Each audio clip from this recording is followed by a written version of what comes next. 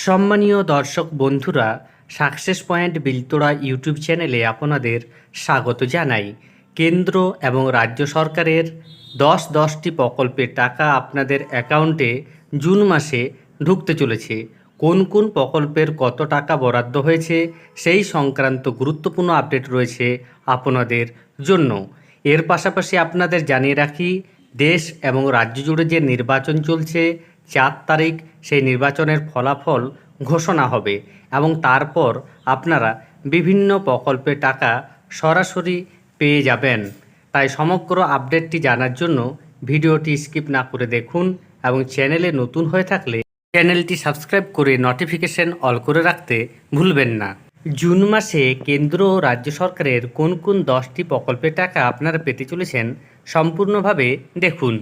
লক্ষ্মীর ভাণ্ডার প্রকল্পে নির্বাচনের আগে থেকেই শুরু হয়েছে বাড়তি টাকা দেওয়া। এখন 1000 থেকে 1200 টাকা করে আপনারা পেয়ে যাবেন। জুন মাসের 6 তারিখ থেকে আপনারা টাকা পাবেন। আপনারা জানেন প্রতি মাসের প্রথম সপ্তাহেই সাধারণত লক্ষ্মীর ভাণ্ডারের টাকাটি দিয়ে দেওয়া হয়। তবে এই বছর যে জুন মাস চলছে সেই জুন মাসের 1 তারিখ শনিবার এবং 2 তারিখ রবিবার, এছাড়া 4 তারিখে নির্বাচনের ফলাফল ঘোষণা রয়েছে। তাই আশা করা হচ্ছে আপনারা 6 তারিখ থেকে টাকা পাবেন। এরপর রয়েছে পুরোহিত ভাতা। সংখ্যালঘু পুরোহিতদের 1500 টাকা করে দেওয়া হবে পুরোহিত ভাতার। জুন মাসের 10 তারিখ থেকে টাকা দেওয়া শুরু হতে পারে, কেননা আগের মাসগুলিতে এইভাবেই এই সময়েই টাকা দেওয়া হয়েছিল। পিএম কিষাণ, যে সকল চাষি ভাইরা পিএম কিষাণ সম্মান নিধি যোজনায় আবেদন করেছেন তাদের প্রত্যেককে 17তম কিস্তির 2000 টাকা তাদের ব্যাংক অ্যাকাউন্টে পাঠানো হবে। বিভিন্ন মাধ্যম থেকে পাওয়া খবর অনুযায়ী জুন মাসের শেষের দিকে আপনাদের এই টাকাটি দেওয়া হবে। এরপর রয়েছে ইমাম ভাতা। ইমামদের 3000 টাকা করে ভাতা দেওয়া হয়। এই চলতি মাসেই এই প্রকল্পে টাকা দেওয়া হবে।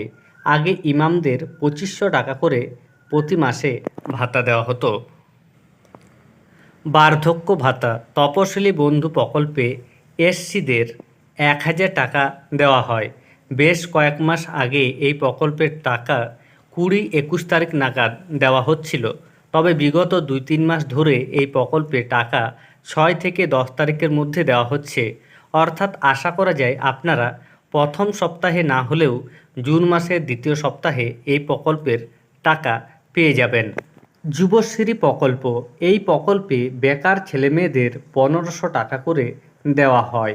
গত মাসে যুবশ্রী প্রকল্পের টাকা কেউ পেয়েছে 8 তারিখে, তো কেউ পেয়েছে 9 তারিখে, কেউ বা 15 বা 16 তারিখেও পেয়েছে।